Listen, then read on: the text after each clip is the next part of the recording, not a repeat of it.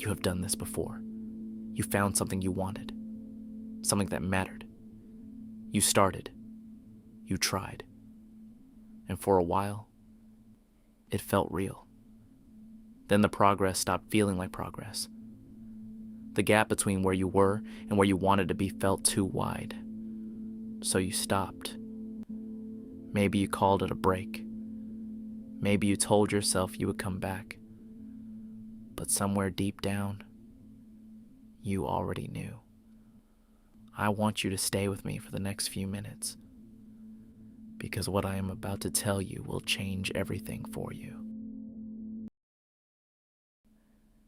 This is Kael, and this is the story of a boy with nothing, who became the most feared warrior Japan has ever known. His name was Miyamoto Musashi.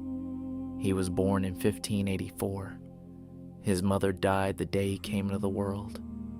His father, a hard and distant man, left him when he was 7 years old.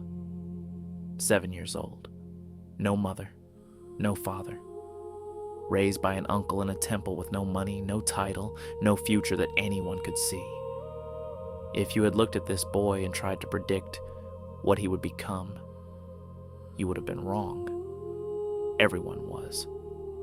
At 13 years old, Musashi walked up to a trained warrior named Arima Kihei, a man who had spent years perfecting the art of the sword. The people around Musashi thought it was a joke. Kihei thought it was an insult. Musashi walked onto that dueling ground and beat Arima Kihei to death with a wooden staff. He was 13.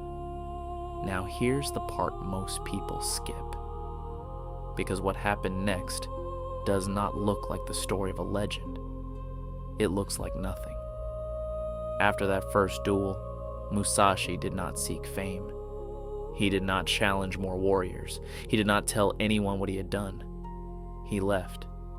He walked away from his village, alone, broke, and devoted entirely to one thing: repetition, quiet, unglamorous, relentless repetition, for years. There's a philosophy the samurai carried that the modern world has almost completely forgotten. It is called shuhari. 3 words, 3 stages. The entire map of mastery hidden inside them. Shu, ha, ri. Follow the rules, break the rules, transcend the rules. But those words do not do it justice. Because what shuhari is really describing is the journey from nothing to unstoppable. And almost everyone who fails, who quits, who gives up because progress feels too slow, fails at the very first stage. Shu. In the Shu stage, you do not think. You do not question. You do not try to be creative. You take the most fundamental movement, the most basic building block of the thing you are trying to learn, and you do it. Over and over and over again, until your body knows it without your brain being involved. The samurai had a word for this kind of practice. They called it kata, a sequence of movements, practiced so many thousands of times that the thinking mind is no longer needed to produce the movement. The movement simply happens. And here, right here, is where most people make the mistake that costs them everything. They look at Shu and they see wasted time. They want to get to the good part. They want to spar before they can stand. They want to write the book before they understand the sentence. They want to run the business before they know the customer. And so, they rush. They push through the fundamentals impatiently, believing the basics are just a gate on the way to the real learning. They are wrong. The basics are the real learning. Musashi understood this in a way that bordered on obsession. He spent 4 years wandering Japan alone. No dojo, no master, no one to tell him he was ready. Just Musashi, a sword, and the relentless, invisible work of mastering the foundations of his art. Every single day, before he challenged anyone, Before he sought any recognition, he went back to the beginning. The same cut, the same stance, the same movement, thousands of times, until it lived not in his mind, but in his hands, his shoulders, his spine. He was not repeating the movement. He was building the mind that the movement required. This is the part Musashi wrote about in his masterwork, the Book of Five Rings, a text so powerful that generals, CEOs, and strategists still study it today, nearly 400 years after he wrote it. He said this: "Do not think dishonestly. The way is in training, not in thinking about training, not in planning to train. The way is in training." When Musashi finally emerged from those 4 years of invisible work, something had changed in him. He walked into Kyoto, the capital city, and challenged the Yoshioka school, the most respected swordsmanship school in all of Japan. Generations of undefeated masters, hundreds of trained warriors, the highest reputation in the country. Musashi defeated the head of the school, then his brother.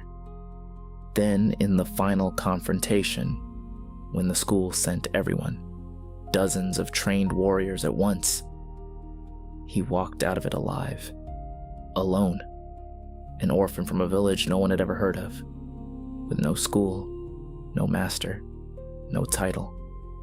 He won because by that point, his body no longer needed his mind. The training had gone so deep, repeated so many thousands of times, that his responses happened before a thought could form. No deliberation, no hesitation, no fear, just movement. The samurai called this mushin, the state of no mind, the place where skill and instinct are so fused that thinking actually slows you down. Musashi did not get there because he was born special. He got there because he refused to rush the process. And now I want to bring this back to you. Think about the thing you stopped. The skill, the project, the goal, the thing you walked away from because the gap felt too wide. I want you to ask yourself one honest question. Did you rush the shoe? Did you try to skip the boring part? Did you move forward before the current level lived in your body? Before it happened without thought? If the answer is yes, you did not fail. You simply tried to become Musashi without doing what Musashi did. So go back. Not as punishment. Not in defeat. Go back as someone who finally understands what the beginning is actually for. Go back and do the kata. Go back and trust the process that a 13-year-old orphan trusted when he had nothing else, and walked out the other side as someone the whole country feared. The skill is still waiting for you. The groove is still there, half carved. All you have to do is go back and finish it. This was told by Kael. The lesson is yours now.